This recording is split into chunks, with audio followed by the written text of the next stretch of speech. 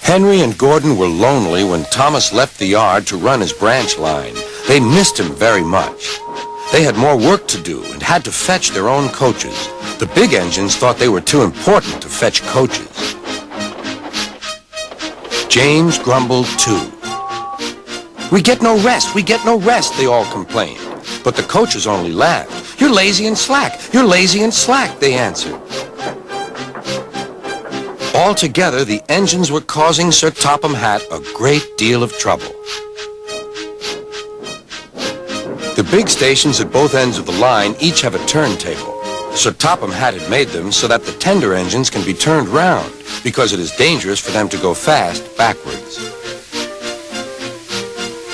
Little tank engines like Thomas don't need turntables. They can go just as well backwards as forwards. But to hear Gordon talk, you would have thought that Sir Topham Hatt had given him a tender just to show how important he was.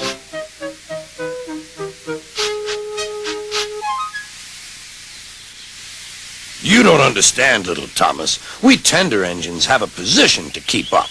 It doesn't matter where you go, but we are important. And for Sir Topham Hatt to make us do shunting, fetch coaches, and go on some of those dirty sidings, it's not the proper thing."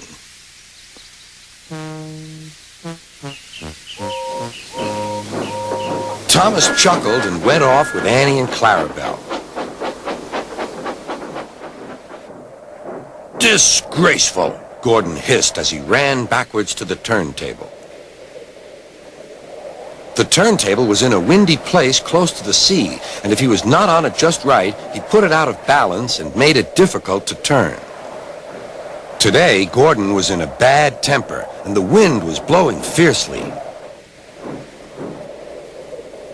His driver tried to make him stop in the right place, but Gordon wasn't trying. The fireman tried to turn the handle, but Gordon's weight and the strong wind prevented him. "It's no good," they said at last. "Your big tender upsets the balance. If you were a little tank engine, you'd be all right. Now you'll have to pull the next train backwards." "Look," called some boys. "There's a new tank engine." "Oh, it's only Gordon back to front." "Hello," called Thomas. "Playing tank engines? Sensible engine. Take my advice. Scrap your tender and have a nice bunker." Gordon said nothing. Even James laughed when he saw him. "Take care," hissed Gordon. "You might stick too." "No fear," chuckled James. "I'm not so fat as you." "I mustn't stick," thought James. He stopped on just the right place to balance the table. It could now swing easily. Gordon arrived in time to see everything. James turned much too easily. The wind puffed him round like a top.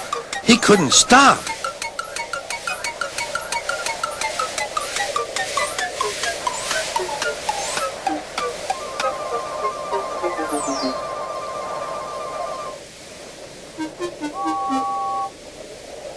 "Well, well," said Gordon. "Are you playing roundabouts?"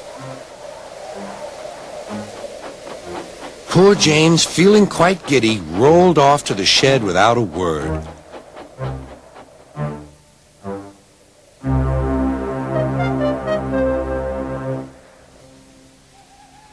That night, the three engines had an indignation meeting.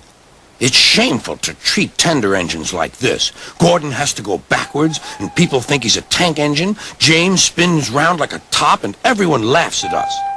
And to add to that, Sir Topham Hatt makes us all shunt in dirty sidings. Ugh!" "Listen," said Gordon. He whispered something to the others. "We'll do it tomorrow. Sir Topham Hatt will look silly." The engines had decided to go on strike.